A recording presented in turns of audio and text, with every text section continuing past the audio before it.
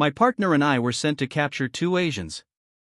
Both were transported to the hospital with non-life-threatening injuries, and our officers responded to the residence after obtaining a search warrant.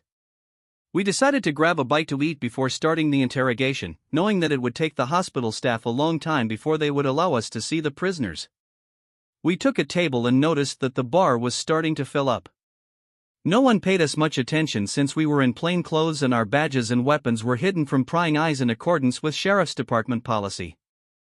3 men in the booth to my left were talking loudly about a woman who wanted to have wild sex with 3 guys at a future meeting. When one guy mentioned a girl's name as Kinky Kiki, it caught my attention. My wife's name is Kinky Karen Kennedy. As I stared at the guy, he turned to me and asked if he could help me. Sorry, I heard what you were talking about, and I went to college with a girl named Kinky. You made me remember old times. She was hot and loved sex.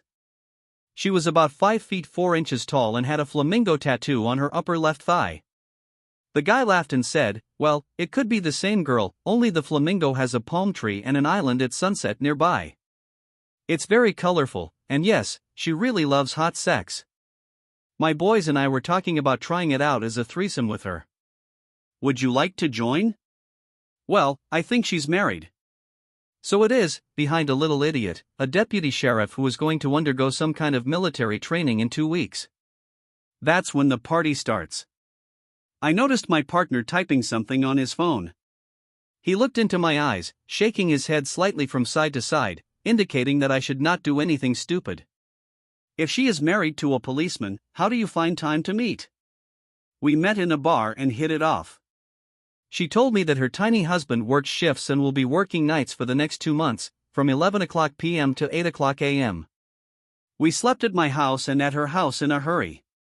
She said that she had had threesomes in the past and would like to have a threesome.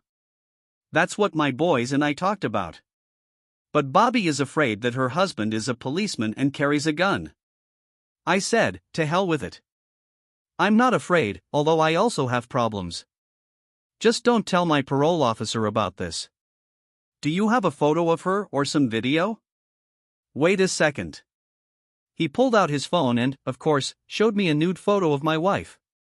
2 uniformed sheriff's deputies approached our table and my partner nodded towards the 3 men in the booth. Corporal Miller said in a firm voice that the men needed to place their palms on the table and not move. He added, "I have reason to believe that you are armed and any sudden movements will be considered a hostile threat." They obeyed. Each was ordered to leave the booth. They were handcuffed and searched. 2 of them were found with pistols, but Bobby was unarmed. 2 more uniformed sheriff's deputies arrived and they were all escorted out of the bar. I wasn't hungry anymore, but I paid their bill, leaving a 20% tip for the waiter. Officers carried out searches on all 3 and the chatterbox was indeed a convicted felon on parole. The gun the other man had was apparently stolen. Bobby was clean, well, except that he wet his pants somewhere during the contact. I looked at the chatterbox and showed him my business card. After he noted my name, he said dumbfounded, "Well, this is some kind of bullshit." "You got it right," I said, putting my business card in his shirt pocket. My partner asked me what I was going to do with my wife. My answer was simple. With which wife? Subscribe to our channel so that your second chaff doesn't cheat on you, and go ahead and listen to the next story because this story is nothing compared to the next one. If you're under 18, don't even think about listening to the next one.